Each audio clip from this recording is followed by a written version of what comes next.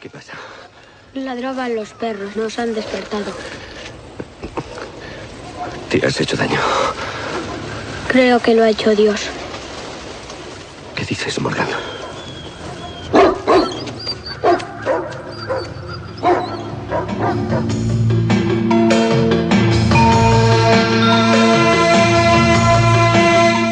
La nueva superproducción de Hollywood, Señales, ha reabierto la polémica en torno al misterio de los círculos en las cosechas. Los primeros pictogramas comenzaron a surgir a finales de los 70 en la campiña inglesa. Sus formas eran básicas y rudimentarias, dando la impresión de que algo venido del cielo se hubiese posado sobre el terreno. Con el transcurrir de los años, las formas fueron haciéndose más complejas, a modo de signos imposibles de descifrar. Las teorías hablaban de fraudes intencionados o incluso de un mensaje de la propia Tierra, una llamada de auxilio y alerta dirigida a la humanidad destructora.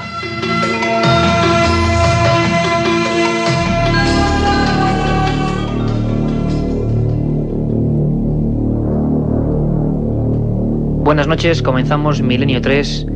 Os habla Iker Jiménez para todas las redes de emisoras de la cadena SER, para España y para el mundo, como siempre. Y la verdad es que un poco consternados, porque en todo el planeta vuelve a hablarse del misterio de los círculos de las cosechas, aunque hoy comprenderemos y sabremos que no solo son formas circulares las que aparecen en la campiña inglesa y en otras partes del mundo.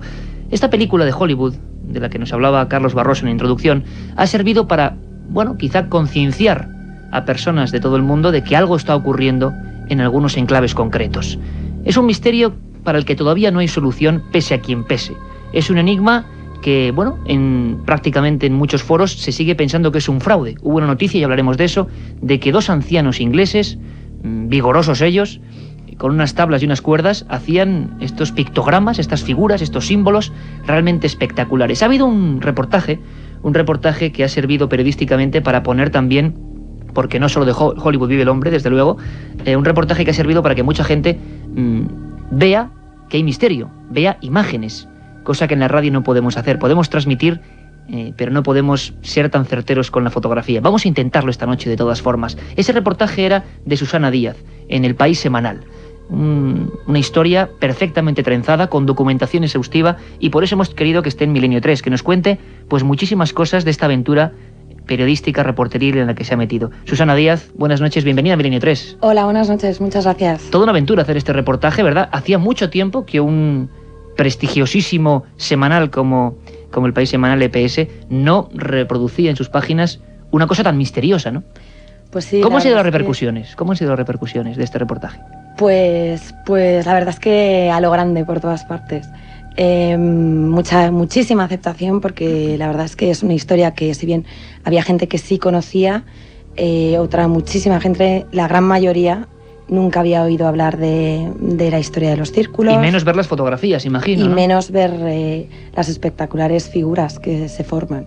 Claro, porque las personas que seguimos de alguna forma el misterio, periodistas como este equipo, Carlos Barroso, Carmen Porter, Katia Rocha y este que os habla, pues la verdad es que, creemos muchas veces que la gente sabe o que tiene noción de las cosas, pero el impacto ha sido tremendo, porque las personas han cogido El País Semanal y han visto unas figuras en los campos que la expresión más común era: esto no puede ser humano, esto es algo maravilloso, increíble. Y aunque fuese un fraude, aunque fuesen esos viejecitos con las tablas, que creo que ya además han pasado el umbral de la vida, sería, digno de medalla, ¿no? Como decíamos antes a micrófono cerrado, porque las figuras son extensísimas. Ya no son solo círculos, ¿verdad, Susana? No, inicialmente eran círculos, pero cada vez, ahora mismo ya se denominan pictogramas. Su complejidad es increíble. Incluso, hay figuras con casi 400 círculos en perfecta estructura geométrica. Y no solamente son círculos, hay todo tipo de formas geométricas. Tú, como periodista, la pregunta es obvia y es lógica. Después de hacer este reportaje, de meterte a fondo, y además en compañía de una magnífica investigadora que también nos acompaña aquí en el estudio y con la que vamos a hablar largo y tendido de este misterio, ¿cuál es la conclusión a la que has llegado, si un periodista puede llegar a veces a conclusiones respecto a este misterio? Mi opinión personal al respecto, y siempre personal, es que hay muchas cosas que todavía no conocemos, no entendemos, Y si bien hay muchas puertas que se van abriendo, pues cada una y cada especialista investiga en su campo. Yo como periodista me he limitado a transmitir la información que otras personas han encontrado. Entonces creo que no hay una respuesta única ahora mismo, sino que hay muchas opciones, muchas propuestas que todas ellas se complementan. La verdad es que es la filosofía de este programa de Milenio 3. No creemos muchas veces en las verdades oficiales, en lo que nos cuentan, pero sí creemos que hay cierto misterio y cosas que se escapan, que están a los márgenes de lo lógico. Marga García Vaquero lleva la friolera de unos 8 años pateándose círculo a círculo, pictograma a pictograma, sería más lógico, y la verdad es que es digna de una labor y de un valor también encomiable, ¿no? El valor de esos aventureros e investigadores, nos sentimos totalmente hermanados con esa filosofía, y gracias a ella tenemos información de última hora, tenemos nuevos documentos y tenemos pues el latido vivo de lo que está pasando ahora mismo, ¿no? La freíamos a preguntas prácticamente fuera del estudio. Marga, bienvenida, buenas noches. Hola, buenas noches, Iker. Atrapa el misterio de los círculos cuando uno, imagino que los ve en vivo, ¿no? ¿Cómo es la impresión la primera vez que tú intentas recordarnos, te topas con una de estas formaciones allí en Inglaterra? Bueno, es un fenómeno muy curioso, ¿no? Porque yo realmente empecé a investigar sobre esto sin proponérmelo, fue por pura curiosidad, nada más, al vivir ahí. Entonces, el primer círculo que fui me acordaré toda la vida, porque... Como para olvidarlo, ¿no? Exactamente, ¿no? Porque tuvo mucha repercusión en mi vida, fíjate, ese círculo, realmente. Entonces, bueno, vas ahí y empiezas primero pues a ver las cosas físicas que te parecen curiosas, cómo están las espigas, porque suceden siempre en campos de trigo o cereales. Entonces empiezas a fijarte en el fenómeno primero físico, a ver cómo están colocados, cómo es eso, ¿no? Y entonces, al entrar dentro, primero te das cuenta que es algo tan grande que no puedes tener una perspectiva de la figura en la que estás, porque realmente solo puedes verlo después a través de una foto, si tú vas en un helicóptero o en una avioneta. O sea, es como la imagen, refiriéndonos un poco a la película, aunque aquí tampoco queremos hacerles excesiva publicidad, simplemente mucha gente la habrá visto y está escuchándonos ahora, esa imagen de Mel Gibson, y que llegan a un lugar donde de repente todo está aplastado, pero no tienen conciencia del dibujo que hay, ¿no? Debería elevarse alguien para verlo. Claro, es que no la puedes tener, porque es algo tan enorme que tú jamás, yo lo he intentado, te lo digo porque yo lo he intentado con un lápiz, un papel, un cuaderno, intentar más o menos saber dónde estoy, pero te aseguro que es francamente difícil. A lo mejor en los primeros, como eran muy sencillos, pues evidentemente sí, eso lo podías saber, pero en los momentos que están ahora, lo que está ocurriendo, es imposible absolutamente. Con la perspectiva de la Tierra no puedes saber en qué figura estás. Entonces, bueno, aparte ves que al principio el fenómeno ocurre, digamos que trenzando las espigas, quedan acostadas y se trenzan unas encima de otras de diferentes maneras, con lo cual es un trabajo súper increíble, ¿no? Y minucioso, o sea, que no están partidos, como la gente piensa que es algo que se ha segado, ¿no? Y se ha hecho ese dibujo. No, lo que ocurre es que hay un fenómeno de efecto microondas, esto analizado a nivel científico, en el cual los tallos de las espigas, que es lo que hace que permanezcan rígidas, sufren un proceso de deshidratación, con lo cual que hace que se tumben las espigas. Entonces, al no poder estar rígidas, están tumbadas todo el tiempo. Pero nunca... hay una cosa que es muy importante, creo decir, que se demuestra un gran respeto por la vida, porque no hay destrucción dentro del círculo. O sea, lo que hay es simplemente tumbadas las espigas, se van entrelazando, y con ese entrelazado, digamos que crean la profundidad del dibujo que aparece en el círculo. Y tú, Marga, cuando te encuentras con aquel... hablamos del año 94 más o menos, sí, ¿no? Tú te encuentras con aquel primer círculo casi de casualidad, como es todo lo increíble que nos pasa en la vida. Llegas ahí, dices, esto es un enigma que hace falta meterse a fondo, ¿no? Imagino. Sí, bueno, más que nada, digamos que me atrajo profundamente, de una manera que yo necesitaba, pues ir mirando más, pues buscando algo que ni siquiera yo misma sabía lo que estaba buscando, ¿eh? Era un acto de curiosidad al principio, pero después, bueno, pues me ha llevado a algo que yo jamás me pude imaginar, ¿no? O sea, a comprender el momento del ser humano en este momento, a comprender entrar en temas científicos, tanto de astrofísica como de astrogenética y matemáticas, astronomía. Hombre, lo interesante quizá, Marga, y es la filosofía de este programa y de los que se encuentran con el misterio. A veces casi hasta el círculo es lo de menos, sino lo que te empuja esa búsqueda y que vas a empezar a investigar un montón de cosas paralelas, ¿no? Sí, exactamente. Sobre todo lo que a mí me ha ocurrido es que donde yo me he centrado más es en la información que hay ahí. Hay una información impresionante y con una contundencia cada año mayor, ¿no? Entonces yo creo que yo por lo menos es lo que siempre he querido transmitir hablando de los círculos. Más que quién los hace, que eso también, bueno, es importante, pero bajo mi punto de vista lo que es realmente importante es lo que nos están diciendo ahí, el mensaje cada vez más contundente y más urgente, ¿no?, hacia la humanidad. Pues sobre ese mensaje, desde luego tenéis que acompañarnos, volvemos en un segundo. Vamos a hablar hoy en Milenio 3, el mensaje de lo que sea que se está plasmando en los campos de Inglaterra y en otras partes del mundo. No os lo perdáis. La otra realidad. Milenio 3, en la cadena SER. Oiga, por favor, ¿el realizador del spot de Bacardi 5? Sí, soy yo, a que lo bien le gusta, ¿eh? Sí, lo hemos estado visionando, está bien. Dice usted Bacardi 5, dice usted que es un ron oscuro, que es distinto al normal. Ha quedado muy bien, yo creo. Dice lo de añejado al menos durante 5 años en barrica de roble americano. Contrapuntos, Está bien. Vamos de la cámara arriba, muy Está muy bonito. bien. Ahora una sola cosa, que Sí. en vez de salir la botella de Bacardi 5, sacaste una lata de tomate. Pero es que mi mujer tiene un supermercado y digo, pues aquí le damos salida. Ya, pues es que no es lo mismo, ¿eh? Pero iluminado bien, ¿no? Sí, no, la iluminación está Eso es lo correcta. importante. Bacardi 5. El ron añejo que no te esperabas. Una circunferencia de 1 metro. Me llegó a cegar los ojos y quedé casi inconsciente. Sobre el fenómeno ovni no existe término medio, o crees o no crees. En ambos casos el libro Encuentros de Iker Jiménez resulta apasionante. Encuentros, la obra más completa sobre ovnis en España, desvela más de 300 casos y casi 400 fotografías. Y además incluye un CD con 80 minutos de reveladores testimonios. Encuentros de Iker Jiménez, publicado por editorial EDAF.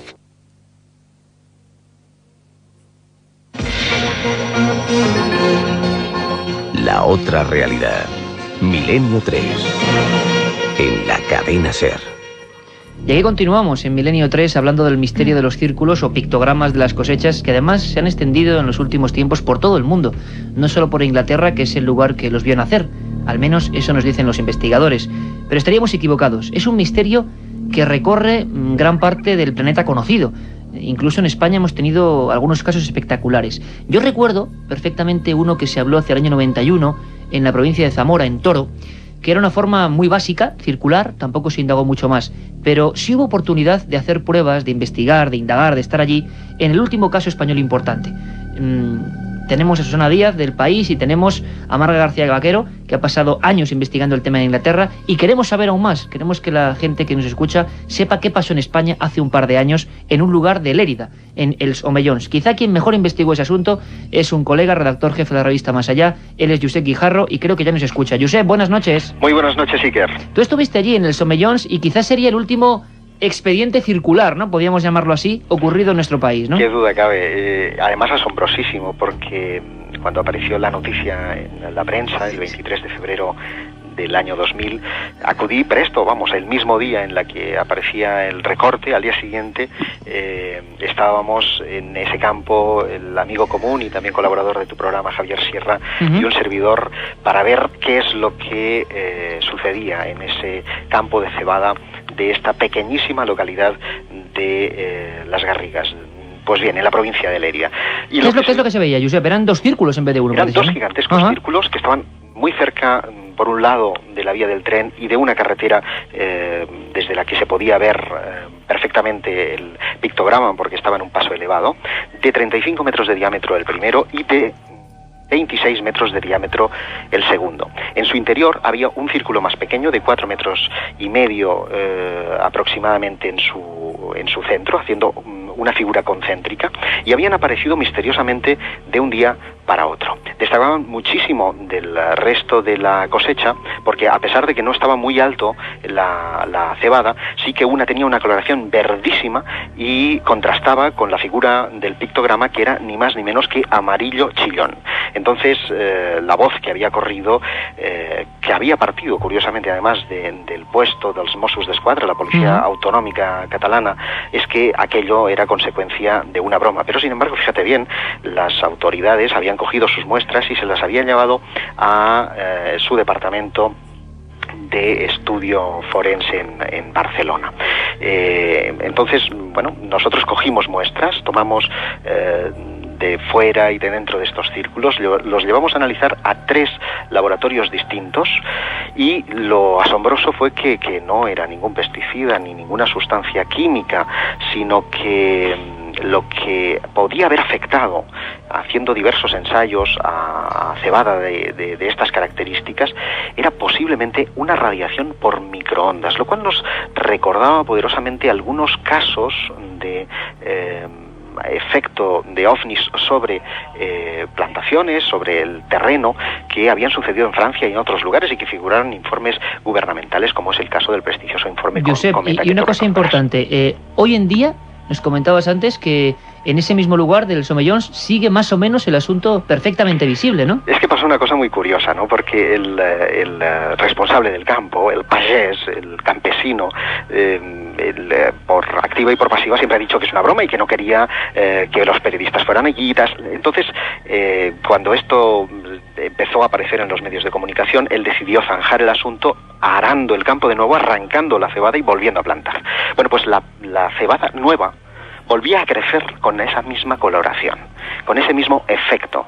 Y este año, en verano que estuvimos allí por última vez, todavía se recordaba la coloración de esos 2 grandes círculos concéntricos. Lo que sea, el campo energético no afectó exclusivamente a la cebada, sino que afectó radicalmente al enclave, al lugar en donde estaba la plantación. Josep, realmente impresionante, el último caso español de círculos. Un abrazo muy fuerte, compañero, y seguiremos de cerca este estudio porque está claro que estos hechos no solo ocurren en Inglaterra o en partes muy concretas del norte de Europa. Un abrazo fuerte, Josep. Muy buenas noches. Susana Díaz, escuchábamos atentamente el último informe de círculos en España. Hay una cosa importante, hablábamos de ese payés, puede ser cualquier oyente que ahora mismo esté en el campo escuchándonos, que desde luego no quiere molestias. Le ha parecido algo extrañísimo, un dibujo, saben que nadie lo ha efectuado, que no son animales, que no hay ningún pesticida encima. Oficialmente, es decir, hablando del tema ya en Europa, ¿ha habido interés gubernamental? ¿Ha habido iniciativas económicas para investigar estos hechos? ¿Ha habido una motivación por parte, no sé si de militares, policías, por ejemplo, en Inglaterra?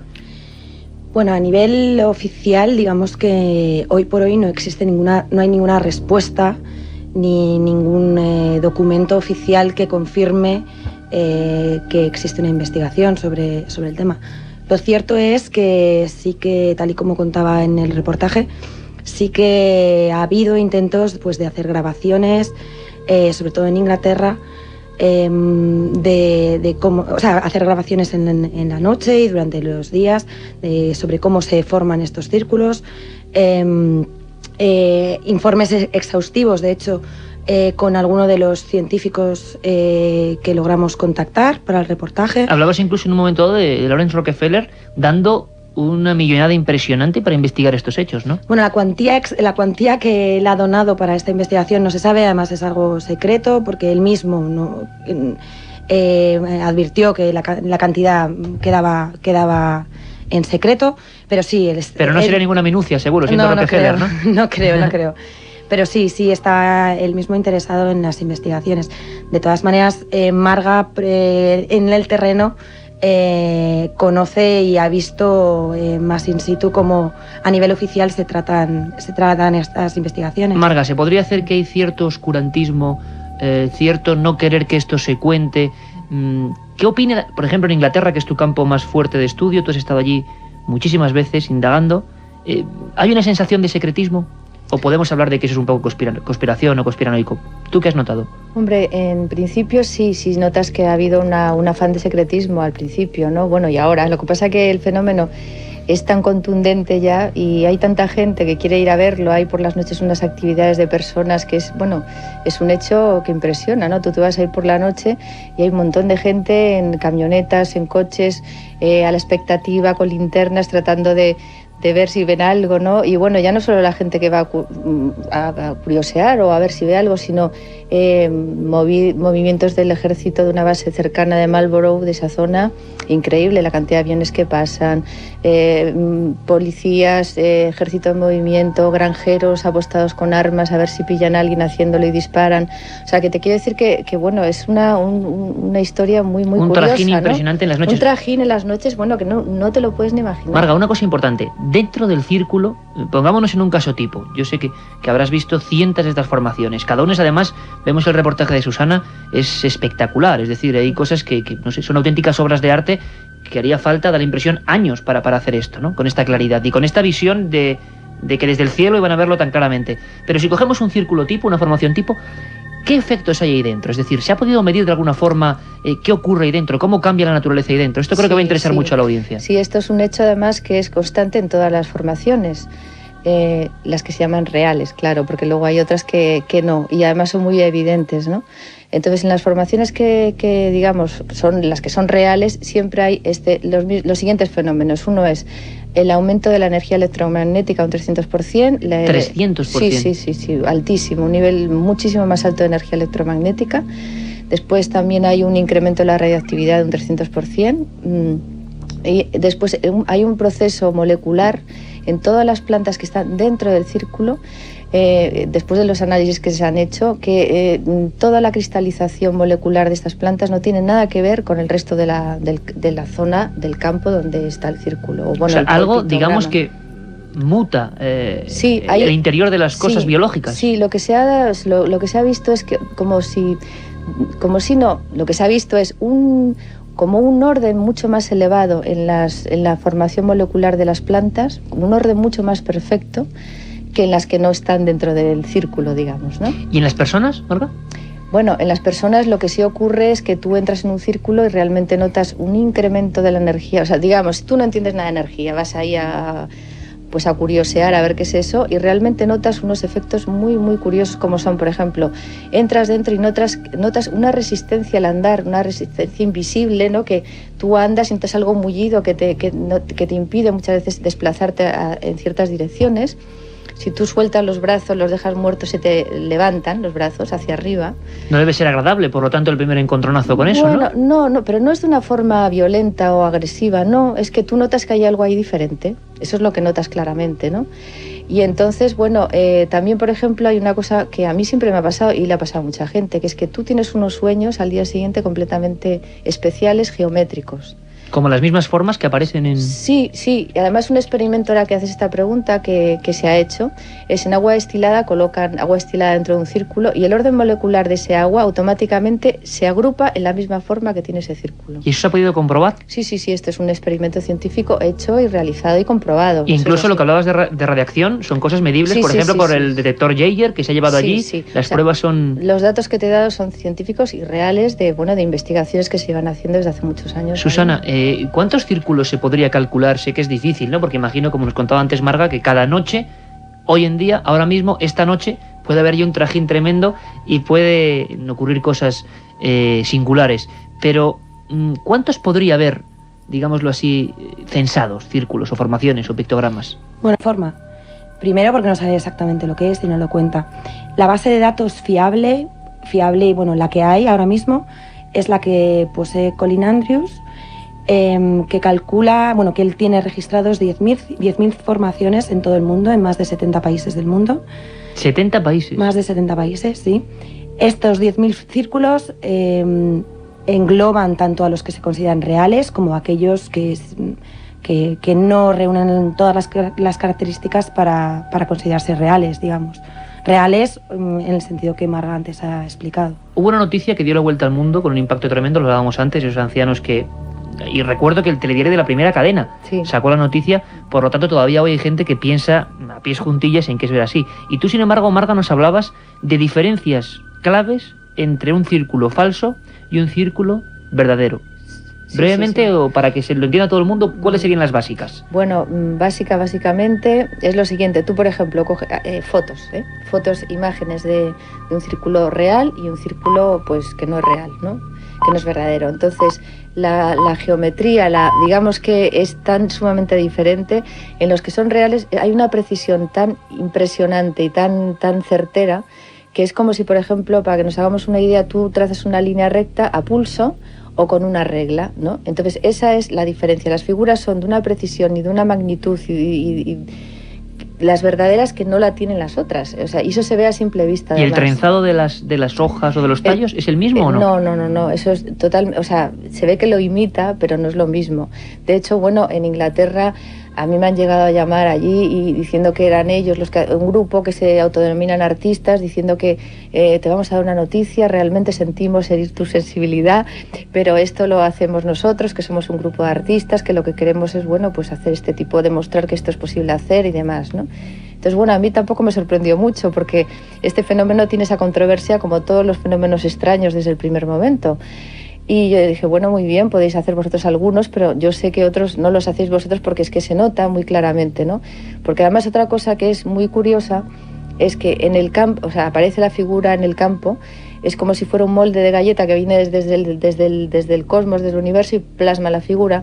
Y el resto del campo está impoluto, o sea, todas las espigas bien colocaditas, no parece que ha pasado nadie. Para hacer este tipo de dibujos, pues tendría que haber un ejército casi de gente en movimiento, destrozar los campos, la parte que rodea la figura, etcétera, etcétera, ¿no? Y la pregunta es, ¿nunca ha sido pillada gente con las manos en la masa, es decir, haciendo el círculo? Porque lo lógico sería tantos círculos, pues un montón de gente, ya imagino que... Claro, yo no sé si a alguien le pueden acusar o denunciar de que en un campo, hombre, si es de otro, imagino que sí, haga estos círculos. Pero se ha especulado y se ha dicho, y poniéndonos tremendamente críticos incluso, que alguna gente podía tener intereses económicos porque luego se cobraba, ¿no? Por visitar esos círculos. ¿Qué hay de cierto, Marga? Bueno, os digo una cosa, pienso que sí, que realmente gustaría mucho que se hubiese pillado a alguien con las manos en la masa, porque se lleva mucho... Le caerían todos los círculos realizados hasta entonces. Claro, porque se está deseando encontrar a alguien físico, alguien contundente físico que lo esté haciendo. Entonces se lleva, por eso hay tanto movimiento de aviones, de ejército, de personas apostadas tratando de buscar desesperadamente un autor de esto, ¿no? Entonces yo lo único que os puedo decir es que nadie ha podido encontrar a ningún ser humano, a nadie, haciéndolo ahí, ¿no? De una forma realmente seria, porque se han especulado, pues eso, que si los dos abuelitos haciéndolo, que bueno, tú, una cosa es hablar de esto sin estar ahí, sin ir ahí, y otra cosa, si tú vas ahí te das cuenta que esto es absurdo, porque ningún abuelito puede hacer semejante cosa. Que el misterio sin duda continúa, eso también pensamos en Milenio 3. La otra realidad, Milenio 3, en la cadena SER. Din don din, último aviso para el pasajero Gervasio Pons. Llevamos 20 minutos esperándole en el avión, juez, ya le vale, ¿no? Din don din. Aguante un poquito que me acabo de pedir un Bacardi 5, hombre. Din don din. Oiga, Gervasio, que ya está bien, ¿no? Din don din. Voy, es que Bacardi 5, hombre, que está añejado en barrica de roble americano, no voy a tirar la cosa. Din don din. Gervasio, nos vamos. Una lagrimita me queda. Ah, se siente. Din don din. ¡Me que trefe! Bacardi 5. El ron añejo que no te esperabas.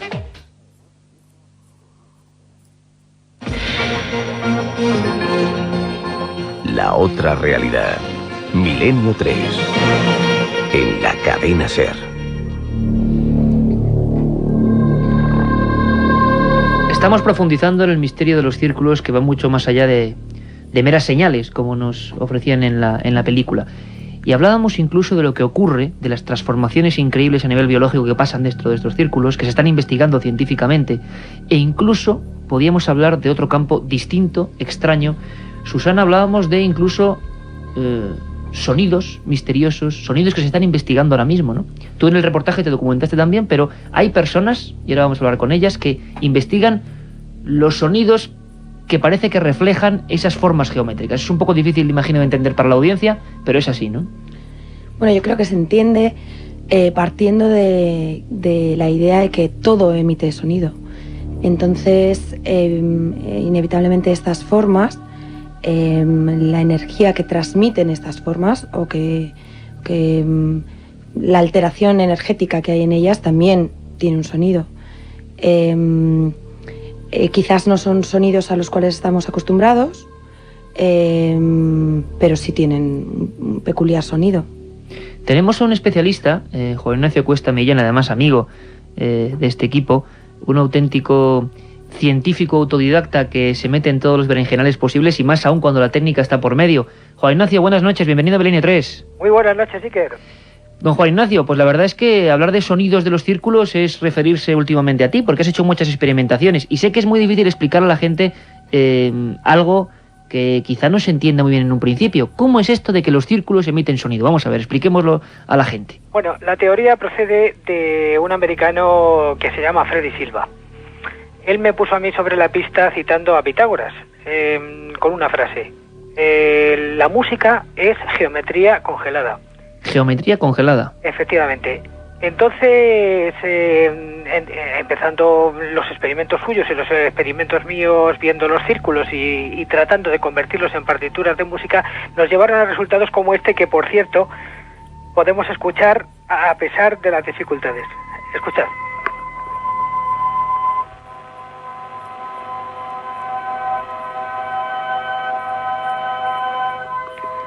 Esta sería la representación de uno de esos dibujos fractales que aparecen en los círculos de cereal. Vamos a ver, Juan Ignacio.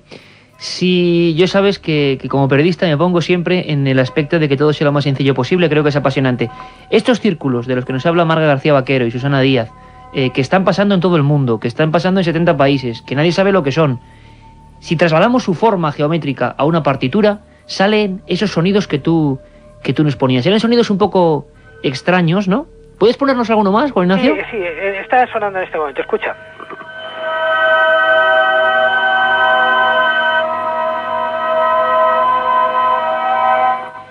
Y es un sonido coherente, es decir, eso es el sonido de estas figuras pasadas al papel de la partitura. ¿Y se puede especular o se puede saber, Juan Ignacio, qué demonios, con perdón, significa ese sonido y por qué está ahí, por qué en ese punto y qué tiene que ver todo esto con un mensaje aparentemente que está ahí escondido? Realmente es una manifestación energética, no es exactamente un mensaje, sino simplemente una manifestación energética. Es como si la Tierra respirara por los círculos de una forma geométrica que puede transformarse en sonidos. Y esos sonidos, a partir de los trabajos de Benoît Mandelbrot y de Gastón Juliá, es lo que se conoce como música fractal. Música fractal. Efectivamente. Que es la música que es capaz de recrear de alguna manera los sonidos de la naturaleza, ¿no? No solamente los sonidos, sino también las formas. Formas y sonidos. Juan Ignacio, hablaremos de esto de verdad apasionadamente y en profundidad como se merece. Era un simple toque. Juan Ignacio Cuesta Millán, doctor en periodismo, y hay que decir que una persona de espíritu renacentista que ahora mismo, yo cuando le veo siempre está rodeado de ordenadores, de órganos, de computadoras, intentando investigar, como ahora mismo, ¿verdad, compañero? Juan Ignacio, te invitamos a esta mesa muy prontito. Un abrazo muy fuerte, compañero. Cuando tú quieras, si quieres. Marga, los sonidos de los círculos, claro, bueno, hemos hecho todo un poco, hemos atracado prácticamente a Juan Ignacio en su estudio de grabaciones, y tú hablabas desde el principio que está claro que, bueno, que puede haber fraudes en algunos casos, que la mayoría quizá no sean fraudes, pero que hay algo todavía más fuerte que podría ser la filosofía de este tema, es decir, ¿esto nos está alertando de algo? ¿Nos está indicando algo? Bueno, yo creo que nos está indicando muchísimo, ¿no? Digamos, un mensaje para el ser humano, ¿no? Yo esa es la conclusión que he llegado después de tantos años de investigación. Están íntimamente ligados con el ser humano y con la Tierra, y también con el universo, el espacio.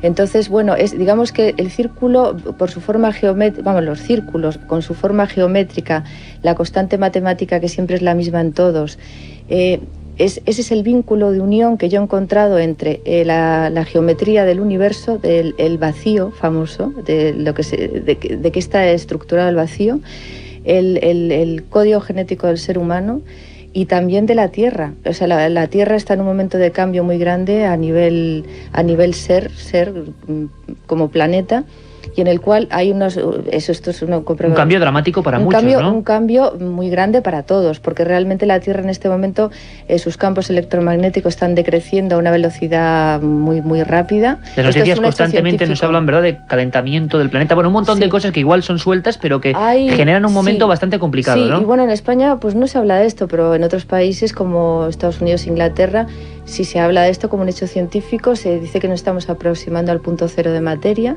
y que la Tierra la vibración de la Tierra está aumentando, la rata vibratoria está aumentando hasta alcanzar los 13 megahercios, antes vibraba en 8 megahercios, y los campos electromagnéticos están decreciendo hasta que no haya campo electromagnético ninguno. Esto es lo que sería alcanzar el punto cero de materia, que es en el cual un estado de vacuidad en el cual se mueve, es la base de la creación, es, digamos, la misma composición química que existe en el universo. Pero de todas formas, Marga, es decir, en la introducción anterior, Carlos Barroso nos hablaba, primero que se hablaba de extraterrestres, ¿verdad? Todo el mundo, Susana, siente, al principio quizás las formas circulares, la gente pensaba en naves que bajaban y igual dejaban eso.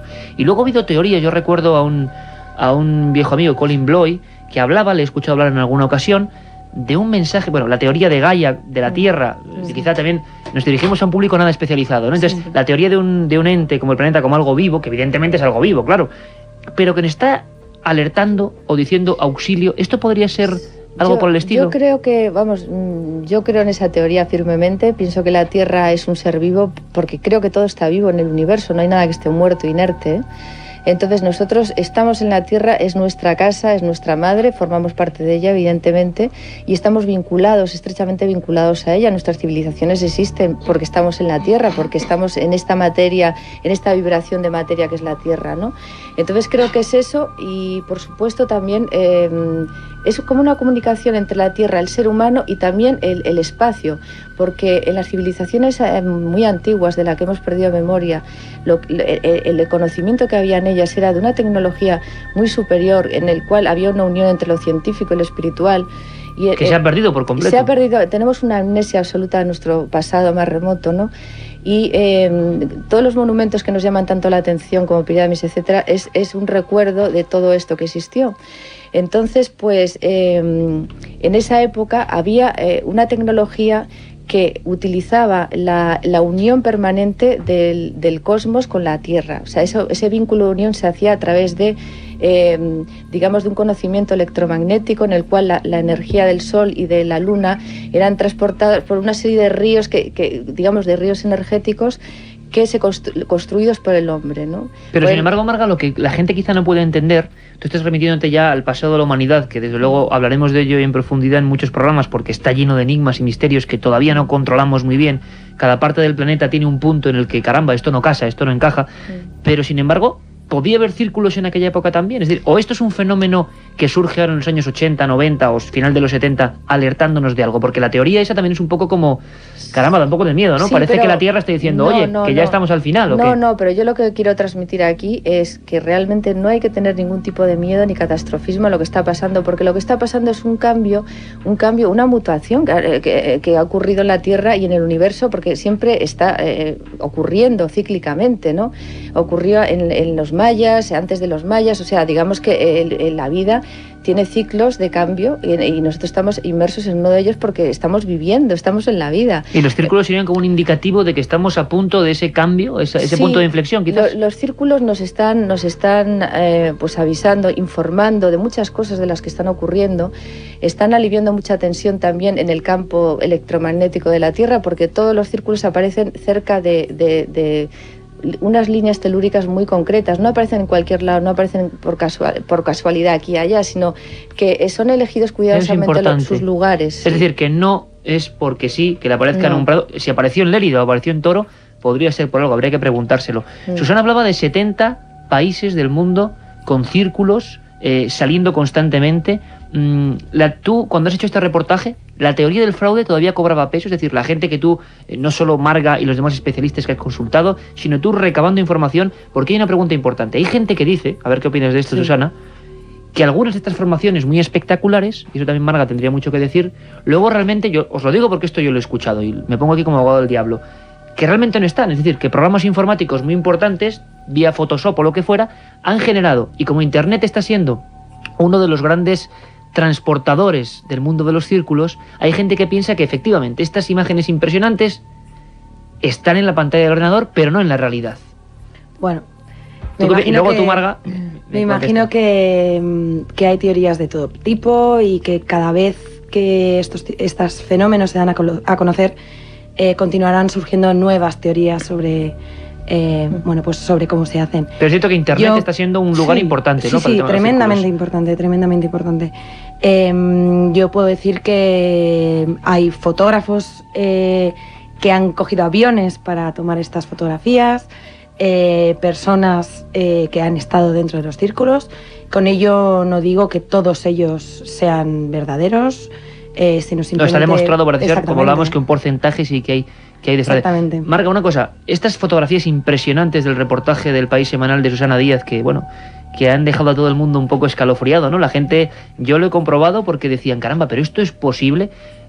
Es cierto, podemos decir que muchos de estos, de los más raros, con forma de flor, tú los has visto, algunos de los más raros, ¿no? Y están ahí. Sí, lo puedo garantizar, vamos, fehacientemente. Yo he estado ahí desde hace años viéndolos y entrando en ellos, y os aseguro que es un hecho absolutamente real. Estás preparando además un libro, documentándote para hacer un estudio, para que la gente vea que no es solo vía internet, sino que tú estabas allí. Sí, un hecho, además con pruebas científicas, ¿no? Aparte de mi experiencia personal, y os aseguro que es un hecho real, y de hecho yo solo digo que el que quiera que vaya a verlo, porque si tú oyes hablar del tema y tal, pues es normal que no lo entiendas o que te pueda parecer que es un montaje o lo que sea. Sí, siempre lo lejano, ¿no? Nos parece como bueno. Pero yo os digo que el que quiera ir, que lo vaya a ver, porque es que además merece la pena la sensación de probar, el entrar en un círculo, ¿no? Y darte cuenta por tus propios medios de que eso es cierto, ¿no? Claro. Yo os puedo dar mi experiencia y fehacientemente digo que es un hecho que ocurre cada año con más incremento, con más cada vez más complejidad.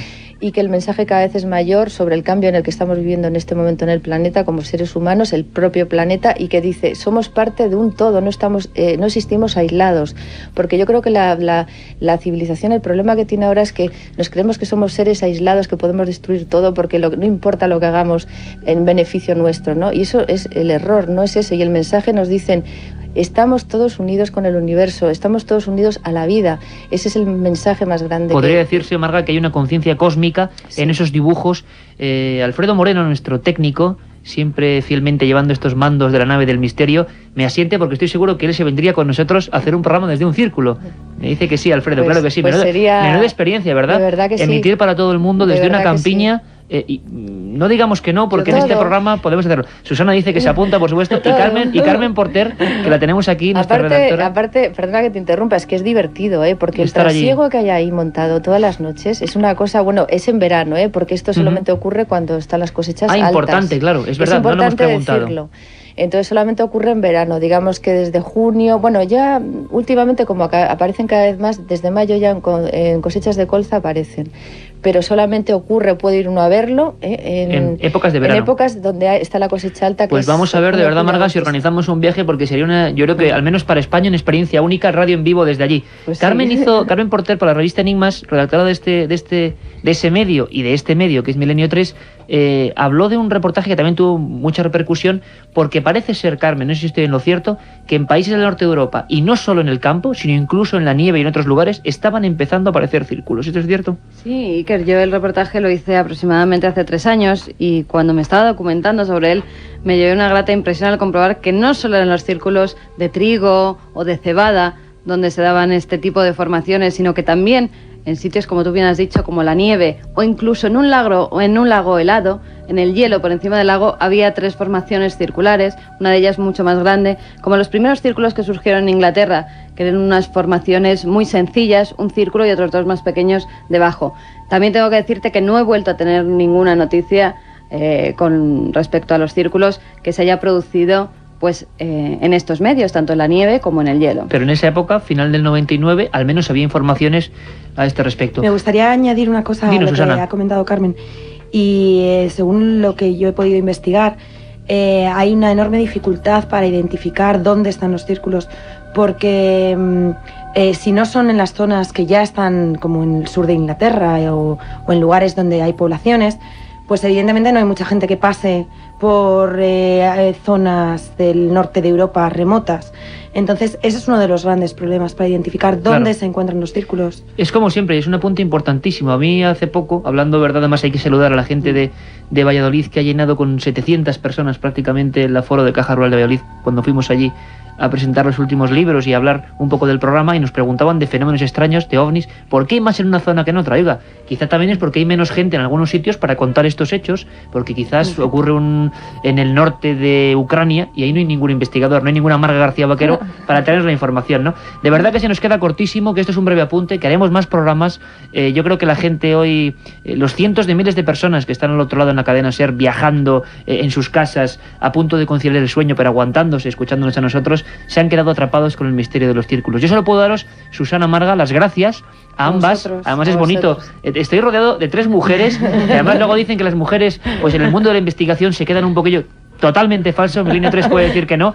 3 magníficas mujeres investigadoras. No te puedes quejar esta noche, Por supuesto que no. Y además con el espíritu reporteril, indagador y el espíritu de las personas inquietas, que es el que nos gusta en Milenio 3. Esta es vuestra casa, estáis invitadas y desde luego, Marga, prometido, igual Susana, irnos a hacer un programa a los círculos de Inglaterra. Ha sido un placer. Estupendo, Muchas gracias.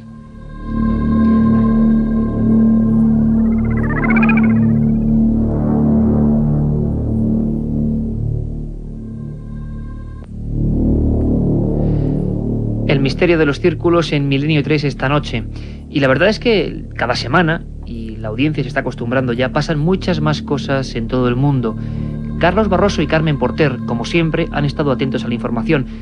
Y presten mucha atención a lo que ha pasado en el desierto del Perú, un lugar que conozco bien, un lugar misterioso.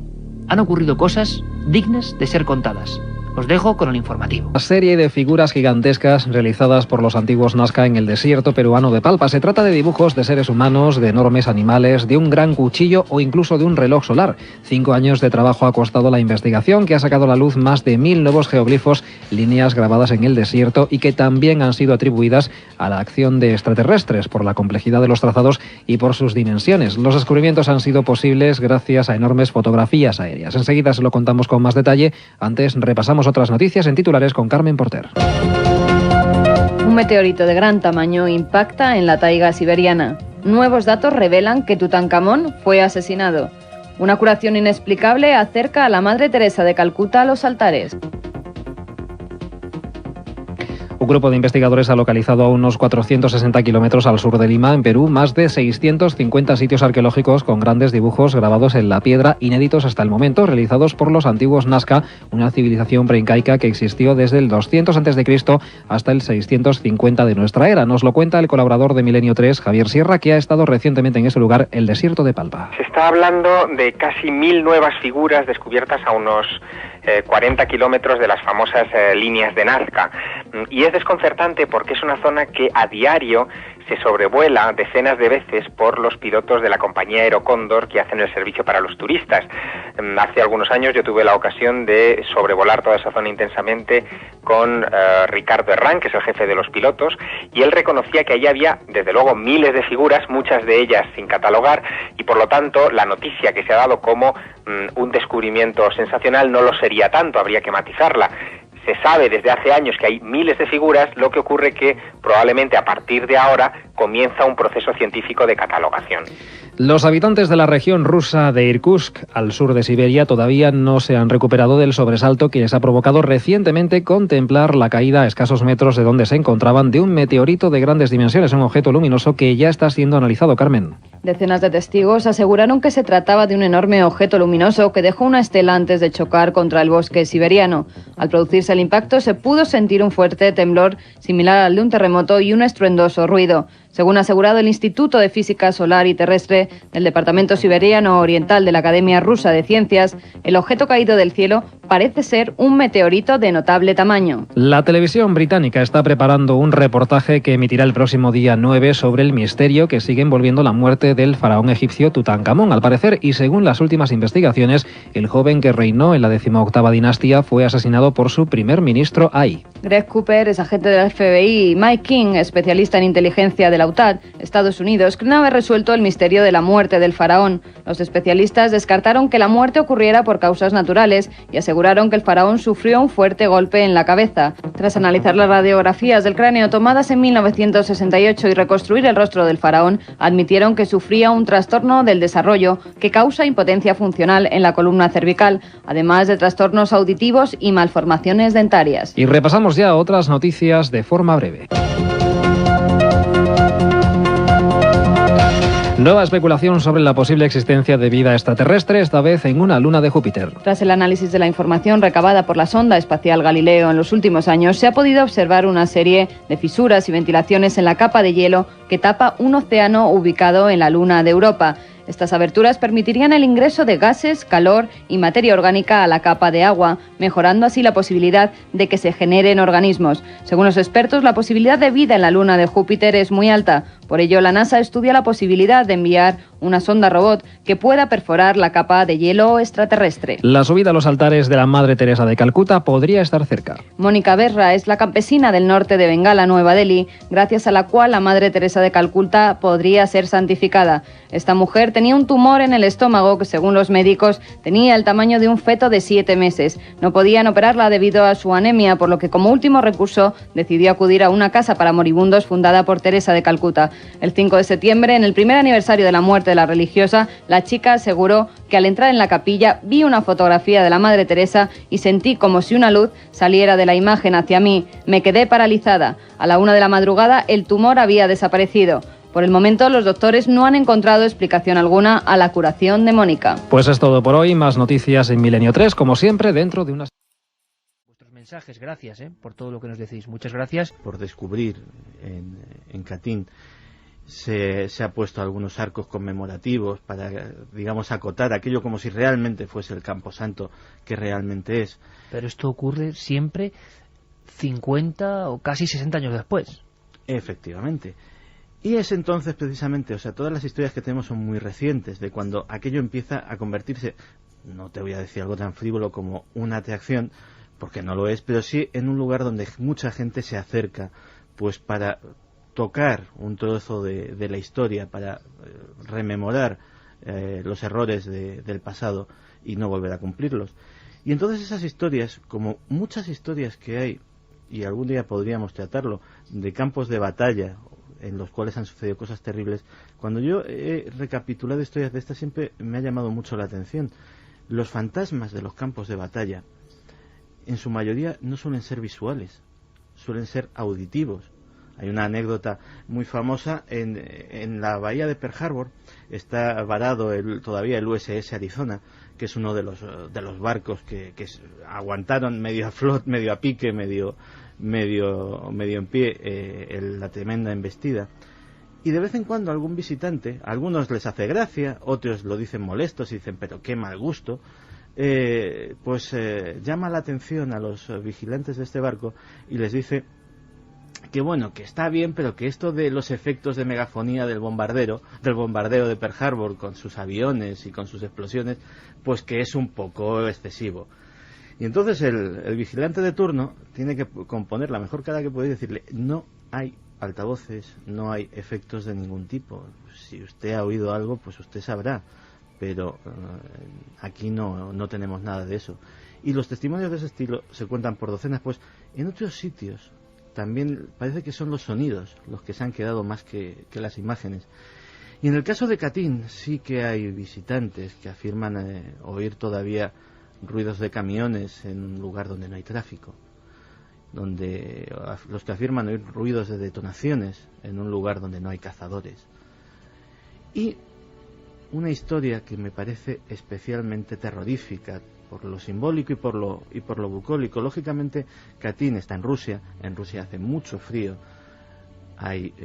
está cubierto por la nieve mucha parte del año, y algunos de los visitantes pues hablan de una silueta absolutamente humana, pero no distinguible, no podrían decir si es un hombre, si es una mujer, que vaga, eso sí, también con aire meditabundo, con aire extraño, por entre los árboles, y que cuando llegan a la altura de donde estaba, descubren que no hay huellas en la nieve.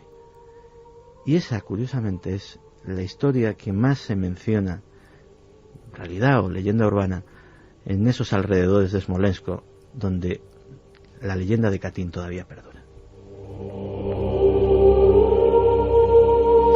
La película Katyn reflejaba también con sonidos casi por encima de la imagen en ocasiones los disparos, las detonaciones, los momentos de rezo y de balas cerca de las fosas comunes.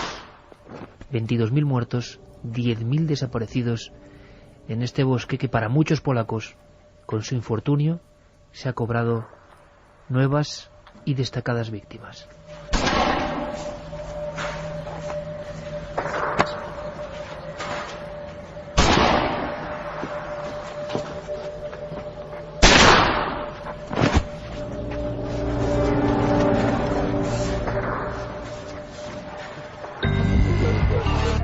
Manda un SMS al 27640. Escribe la palabra milenio, espacio y lo que nos quieras contar.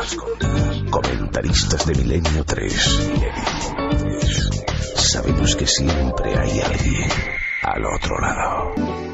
Es momento, 2:17, Carmen, de mensajes de nuestros oyentes. Vamos a repetir las vías de contacto: 27640, palabra clave milenio, espacio, vuestros mensajes, milenio3 con número, @cadenaser.com, la web de la cadenaser.com, y también podéis votar en ikerjimenez.com en esa encuesta. ¿Crees que hay lugares que atraen la fatalidad? Vamos con alguno de los mensajes, Iker. Alfonso de Lugo nos dice: en ese bosque se reúnen sucesos negativos muy fuertes, pero no creo que tuviera que ver en el accidente ese ambiente negativo. Ese bosque creo que tiene el mismo poder que los campos de concentración. Carles nos dice que hay lugares que atraen la fatalidad o las desgracias por causas naturales que tal vez no conocemos, pero hay otros que atraen, concentran y difunden la maldad. El mal con mayúsculas. Nos recomendaba Javier también la película Katyn, dice que es polaca y que cuenta esa historia, que es muy buena. Un detalle a este punto, Carmen. ¿Tú sabías? Yo no lo sabía, lo sabes, Santi Camacho, como no, que había una película incluso anterior a Katyn, que ha tenido mucho éxito, hecha por los rusos, pero cambiando la versión de la historia. Sí, se hizo, de hecho fue en 1944, todavía en plena Segunda Guerra Mundial. Era una película propagandística. Y los propios soviéticos tuvieron la inmensa caradura de hacer una película medio documental, parece ser que con alguna recreación, incluso para enardecer más a la gente, pues mostrando el horror nazi en Katyn. José de Sevilla nos dice: pienso que los lugares donde se cometieron exterminios, las almas no descansan jamás. Debemos olvidar aquella masacre. Katyn ha hablado. Yo sí creo en lugares que atraen el mal. A mí me ha ocurrido al llegar a algún pueblo o casa y he salido rápido del lugar. Besos y enhorabuena. Seguid así. También saltó a la palestra a finales del 2008 el tema del escudo antimisiles de USA contra Rusia en Polonia, nos decía Tony. Davicio dice que hay lugares que te erizan los pelos y te sientes mal. Por supuesto que sí, hay lugares que atraen el mal. Puede ser la encuesta más desproporcionada, más a favor de una votación que nunca hemos tenido, sí. Juan Carlos de Valencia dice: mientras escriban la historia solamente los vencedores, no se sabrá nunca toda la verdad. Ahí tiene razón, porque fíjate que algún día... Lo que pasa es que digamos que es un libro o sería un tipo de programa muy políticamente incorrecto. Pero siempre hablamos, y con razón, de los crímenes de guerra nazis. Pero durante la Segunda Guerra Mundial se podría hacer una bonita enumeración de los crímenes de guerra de los aliados. Con lo cual, efectivamente, eso de que las historias suelen escribir los vencedores, en este caso también se cumple. Ahí tienes un buen libro, pero es que encima el problema de todo esto es que no se salva nadie. Ana nos dice: esto es muy extraño, tanta gente importante que muere en un mismo accidente. ¿A quién le interesaba quitarlos del medio? Para mí que es un atentado. Fran desde Granada decía: buenas madrugadas a todo el equipo. Antes de nada, enhorabuena por el pico de audiencia y el último programa desde Turín.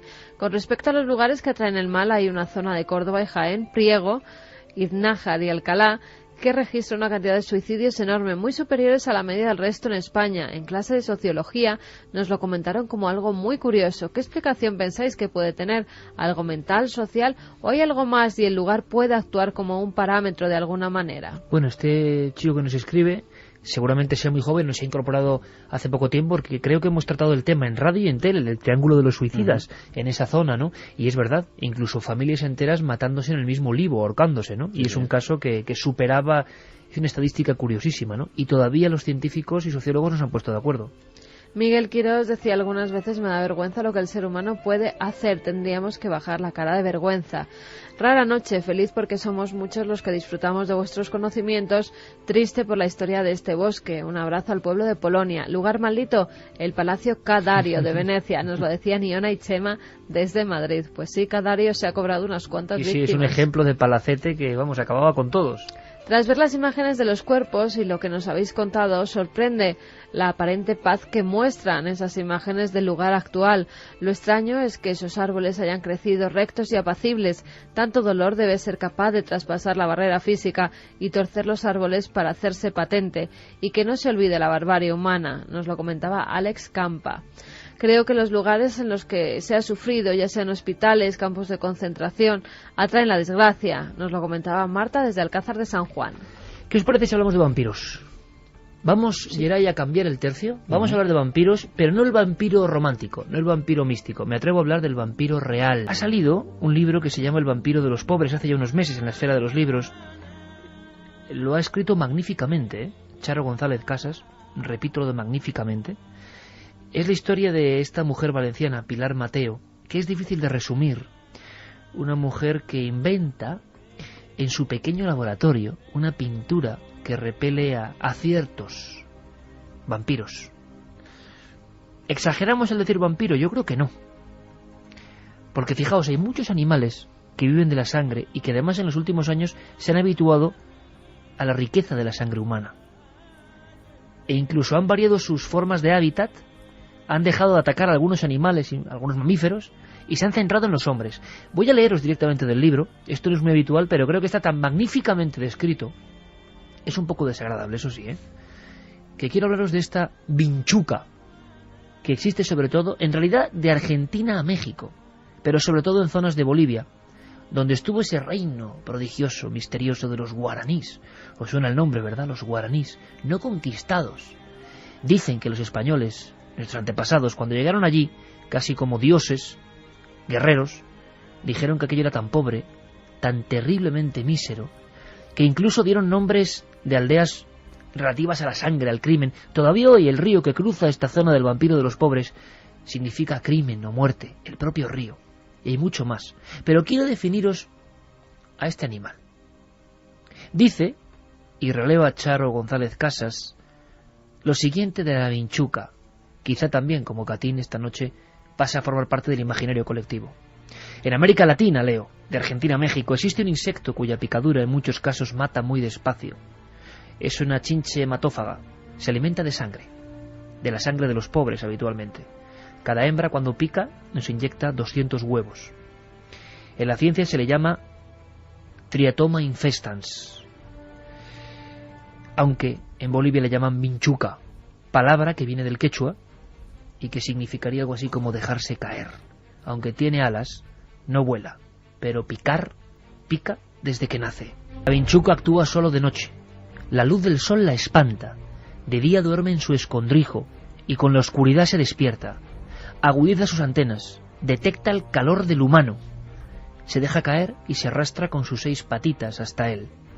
Tiene ojos plateados y una trompa muy sofisticada que succiona como una manguera a motor.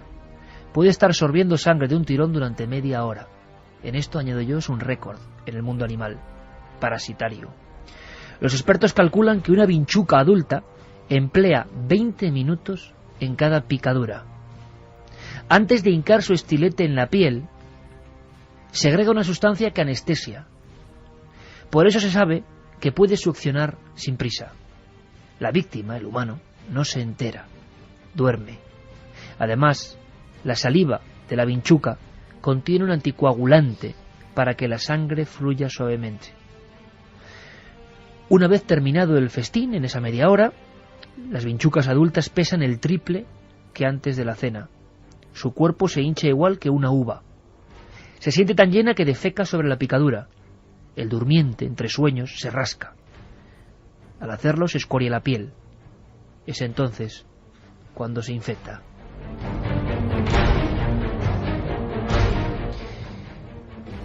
Se cree que la vinchuca y que el mal de Chagas, esta enfermedad mortal para la que no hay cura ni vacuna, procede de Bolivia. Este animal, en principio, picaba a los monos, pero se volvió domiciliaria.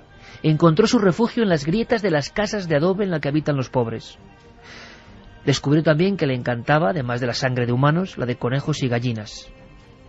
Aprendió a burlar al hombre, cuyo aliento al respirar dormido le despertaba el hambre. Para la vinchuca no hay sangre más nutritiva que la humana.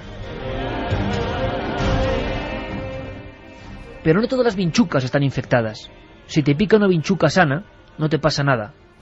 Solo transmiten el mal las que contienen en su interior un parásito. Se llama Trypanosoma cruzi. La palabra procede del griego trípano, que quiere decir taladro, un cuerpo que taladra. Este pequeño parásito que lleva la vinchuca en su trompa sobrevive en el líquido, se compone de una célula y tiene una cola o flagelo con la que nada y se propulsa por nuestra sangre. Para el tripanosoma, el corazón, el esófago, el colon, el cerebro y los nervios de nosotros, los seres humanos, constituyen un hábitat perfecto. Ese parásito se siente en nosotros como en un hotel de lujo. Es un invasor muy listo. Si mata a quien le hospeda, él también morirá. Por eso crece y crece sin causar molestias, desde que ingresa en la sangre hasta que la víctima siente los primeros síntomas. Pueden pasar 20 años. En muchas ocasiones, mata. El paciente no siente dolores, no sabe que está enfermo. Un día cae al suelo, muerto. Parece un paro cardíaco. Pero si se le hace la autopsia, se comprobará que la víctima tenía el corazón saqueado por los tripanosomas de la vinchuca.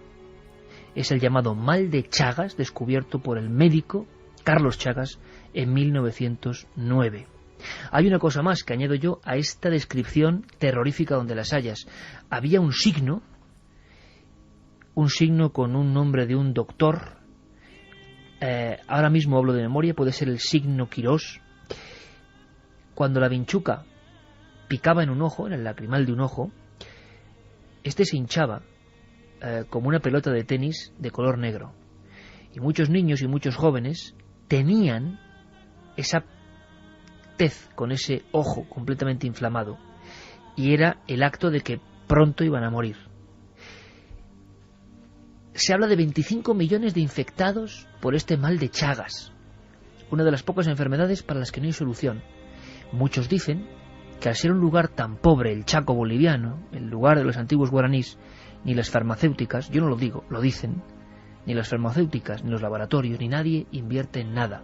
La gente muere por la calle y cada día, en estas regiones de Bolivia, se calcula que mueren cada día 300 personas del mal de Chagas.